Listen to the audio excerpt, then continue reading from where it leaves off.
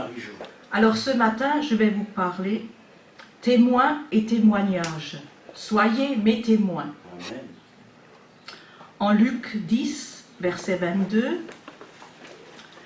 donc Jésus est le témoin suprême qui vient révéler le Père de ce qu'il est. Toutes choses m'ont été données par mon Père, et personne ne connaît qui est le Fils, si ce n'est le Père, ni qui est le Père, si ce n'est le Fils, et celui à qui le Fils veut le révéler.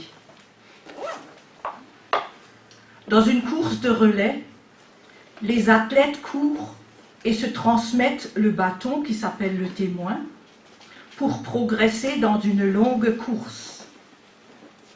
Être témoin, c'est transmettre par le bâton de la parole de Dieu à travers les siècles et les générations. La transmission du relais. En 2 Timothée 2, verset 2, « Et ce que tu as entendu de moi en présence de beaucoup de témoins, confie-le à des hommes fidèles qui soient capables aussi de l'enseigner à d'autres. » Donc, ne jamais garder pour toi tout seul. En Actes 26, verset 16, c'est adressé à l'apôtre Paul, « Mais lève-toi et tiens-toi sur tes pieds, car je te suis apparu pour t'établir ministre et témoin de ces choses que tu as vues et de celles pour lesquelles je t'apparaîtrai.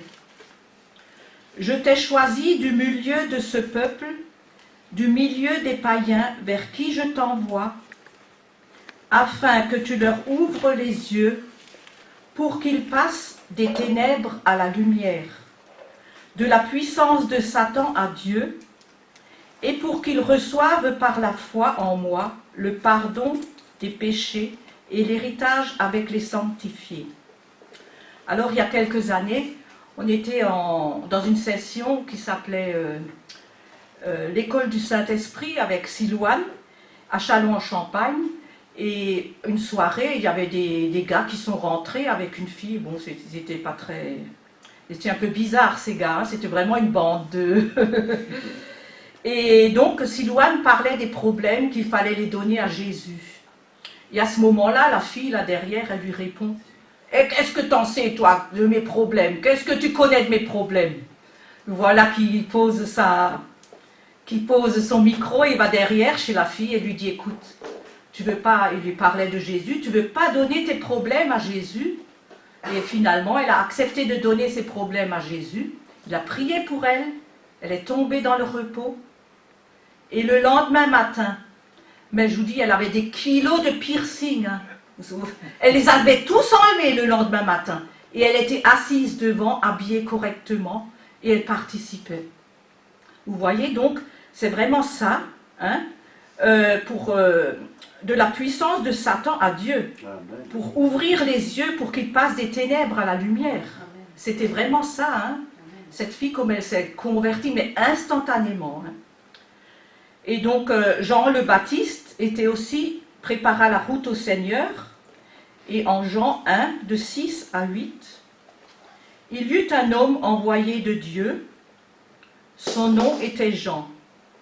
Il vint pour servir de témoin, Jean le Baptiste, hein, pour rendre témoignage à la lumière, afin que tous crussent par lui. Il n'était pas la lumière, mais il parut pour rendre témoignage à la lumière. En Jean 1, 15, Jean lui a rendu témoignage et s'est écrié, « C'est celui qui vient après moi qui m'a précédé, car il était avant moi. » En Jean 1, 32 à 34, Jean rendit ce témoignage. « J'ai vu l'Esprit descendre du ciel comme une colombe et s'arrêter sur lui. Je ne le connaissais pas, mais celui qui m'a envoyé baptiser d'eau, celui-là m'a dit, « Celui sur qui tu verras l'Esprit descendre et s'arrêter, c'est celui qui baptise du Saint-Esprit.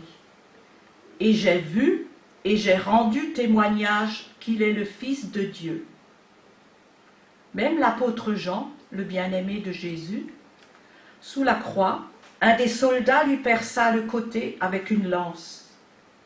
Et aussitôt il sortit du sang et de l'eau.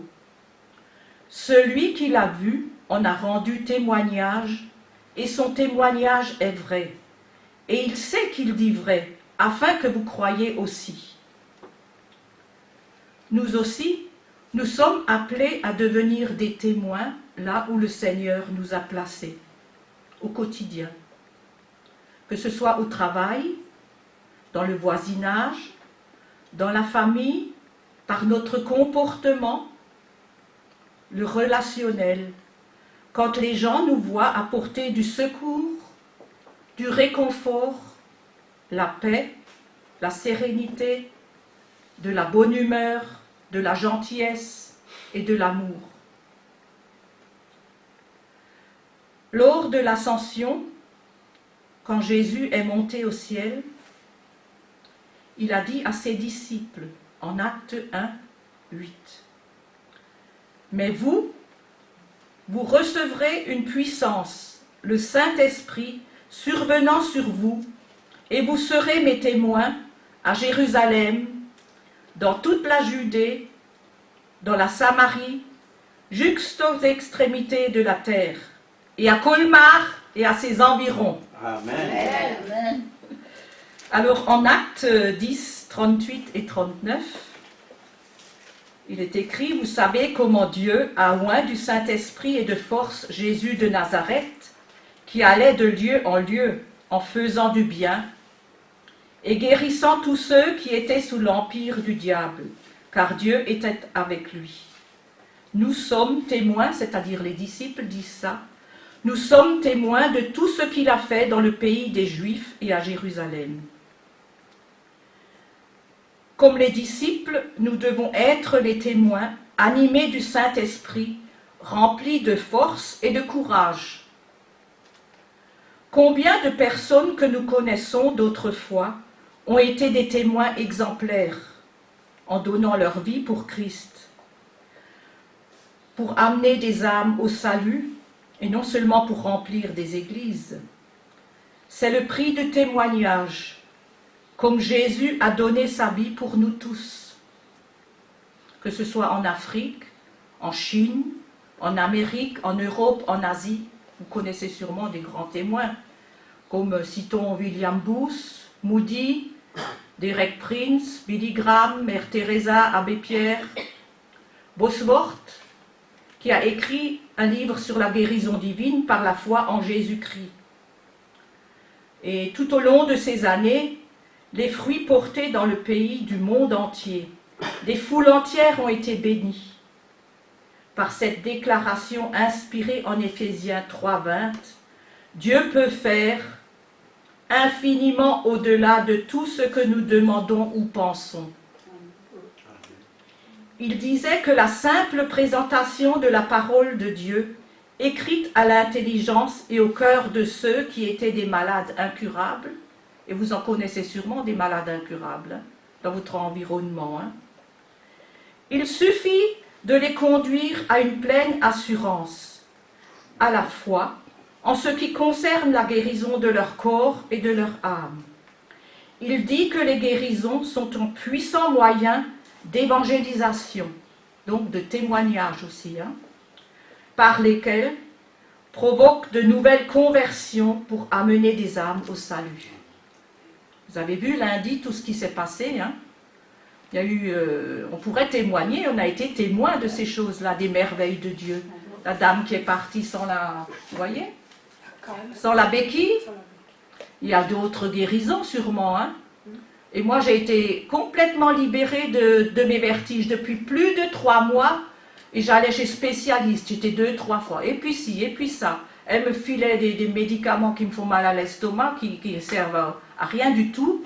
Chaque fois que je me couchais, je voyais tout tourner. Et que je levais la tête un peu trop, il fallait que je fasse attention de me tenir pour pas me... J'avais peur de tomber, hein, tu peux te casser une jambe ou un bras. Hein. Et là, lundi, instantanément, il a prié pour ça. Je me suis couchée le soir, il n'y avait plus rien du tout. Depuis, c'est fini. Tout a été vaincu. Voilà. Donc, et nos contemporains aussi, Patrick Fontaine, Reinhard Bunke, Carlos Payan, vous connaissez encore d'autres, hein, qui sont des vrais témoins de la foi. Hein. Mais toi, de qui es-tu témoin? Quelle est l'œuvre de Dieu dans ta vie? Es-tu prêt à apporter un témoignage de vérité ou un témoignage qui est faussé? Ce matin, quand on a ouvert la parole de Dieu, c'était sûrement sur le témoignage qui n'était... C'était quand Jésus a été arrêté et que plein de personnes allaient porter des faux témoignages contre lui. Et il y avait écrit ça.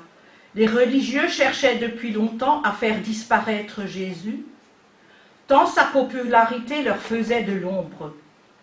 Avec la complicité de Judas le traître, le Seigneur est arrêté en pleine nuit. On le met rapidement en place, un pseudo-tribunal pour le juger. On a besoin de témoins à charge. Et des personnes soudoyées se mettent à rapporter de supposés propos de Jésus. Nous l'avons entendu dire, je détruirai ce sanctuaire fait de main d'homme en 3 jours, et j'en bâtirai un autre qui ne sera pas fait par la main de l'homme. En Marc 14, 58. Marc précise que ces témoignages ne concordaient pas. Si vous relisez son évangile, jamais vous ne retrouverez les propos rapportés. Ce qui ressemble le plus à ce qu'a pu dire Jésus se trouve au chapitre 13, versets 1 et 3. Lorsque Jésus sortit du temple, un de ses disciples lui dit « Maître, regarde ces pierres de cette construction. » Jésus lui dit « Vois-tu ces grandes constructions? Il ne restera pas pierre sur pierre qui ne soit renversée. » Le faux témoignage qui trouble et devient crédible n'est pas un mensonge grossier et brut, c'est une vérité déformée, contrefaite et interprétée. Notez les déviances. Jésus n'a jamais dit qu'il était celui qui allait détruire le temple. Les faux témoins parlent du sanctuaire et font allusion non pas au temple, mais au lieu très saint, une des parties du temple. Ils cherchent à jouer sur l'aspect le plus sacré du temple. Jésus, de son côté, a parlé du temple tout entier. Jésus n'a pas évoqué un autre temple en remplacement. Il n'est pas question non plus d'un laps de temps de construction de 3 jours. Sans doute Jésus a parlé d'autre chose. Ce sont ses détracteurs qui ont fait ces amalgames. Si l'on cherche l'origine de la confusion, on la trouve non sous la plume de Marc, mais sous celle de Jean. Jean dit « Détruisez ce temple en 3 jours et je le rebâtirai. » Mais le temple dont il parlait, c'était son corps. Jean 2, verset 19. Cet épisode nous montre bien la pratique de ceux qui tordent la vérité et manipulent les informations. Aujourd'hui encore, nous devons discerner les erreurs grossières, les citations tronquées et les approximations dont les journalistes se font souvent l'écho. Quant à nous, soyons toujours vigilants et honnêtes dans nos témoignages. Voilà, c'était cette parole de ce matin. Donc je continue. Donc, toi, de qui es-tu le témoin? Quelle est l'œuvre que Dieu a faite dans ta vie? Moi, dans ma vie, je parle maintenant de moi, je suis témoin de Christ dans mon travail, auprès des malades, dans mon entourage, le voisinage, dans ma famille. Je suis à l'écoute de leurs problèmes sans les juger, en leur apportant l'amour du Christ. Ma fille me dit toujours, maman, t'es pas assistante sociale. Donc j'ai tissé des liens amicaux avec des personnes chrétiennes de confessions différentes dans les rassemblements de diverses régions. ce que disons et proclamons largement les merveilles que Dieu a faites. Je vais vous raconter un petit peu. Avec Carlos Payan, qui est le pasteur de Paris Tout est possible, qui fait des grands rassemblements un peu dans l'unité, avec des protestants, catholiques, évangéliques, donc j'étais à Gagnières, et puis pendant une session, on était toute une semaine rassemblés sous une grande tente, hein. Et quand c'était fini, tout le monde a plié les bagages, les tentes, tout le monde est parti. Et on pouvait encore manger, je me suis dit, avant de prendre la route, on va encore manger ensemble au restaurant. Et Carlos Payan était là, on était encore à peu près une 50aine de personnes qui restaient à manger. Et donc, voilà que moi je mange comme un lance-pierre, Michel me gronde toujours. Et quand j'avais fini de manger, donc Carlos Payan est venu manger, et un homme vient le voir. Je me dis, mince, il lui fout même pas la paix quand il mange, il vient encore le déranger quand il mange. Il lui demande la prière. Alors moi je me suis approchée et lui a dit qu'il avait une jambe plus courte que l'autre. Et bon, il lui a dit, écoute, moi je regarde, je fais, oh là là. Il dit, vous, madame, vous tenez la jambe. Alors le monsieur s'est assis et Carlos Payan a prié. Et dans ma main, la jambe a rallongé. Il y avait plusieurs témoins autour, des gens qui regardaient. Dans ma main, le miracle s'est produit. J'étais tout... Bon, je n'avais pas besoin de ça pour croire, je croyais quand même. Mais alors, j'étais subjuguée. C'est vraiment les merveilles de Dieu. Hein. Encore avant de partir, et puis on le dérange en plus quand il mange, j'étais vraiment, vraiment, vraiment. Donc il faut témoigner de ces choses. Hein. Et puis, quand on était une fois à Cergy, près de Paris, on avait un rassemblement aussi, un soir, avec Jean-Luc Traxel, qui est un pasteur. C'était 1h du matin, il y a des gens qui étaient déjà partis, mais il y en a plein qui attendaient pour la prière. Et ça s'accumulait, il n'avait même plus de place, il fallait vraiment lui faire de la place. Et je crois que Jacques Saillag était avec nous aussi. Et puis donc, on faisait de la place. Voilà qu'une dame vient dans une chaise roulante, je l'avais déjà vue souvent, cette mamie. Et Jean-Luc lui dit, qu'est-ce que tu veux? Que Jésus me guérisse. Mais quand? Il a dit, tout de suite. Il a prié sur elle, bon vieux, la mamie est sortie comme une fusée, elle a couru, on lui a fait de la place. Oh là là, tout s'était émerveillé, et elle courait, elle s'arrêtait plus de courir. Et alors on lui a dit, ben reprenez votre fauteuil, j'en ai plus besoin, j'étais 25 ans là-dedans, qu'est-ce que vous voulez, gardez-le, vous vous rendez compte? Mais quand on voit des choses comme ça fortifie, ça remplit les batteries, on est tout heureux pour ces gens-là.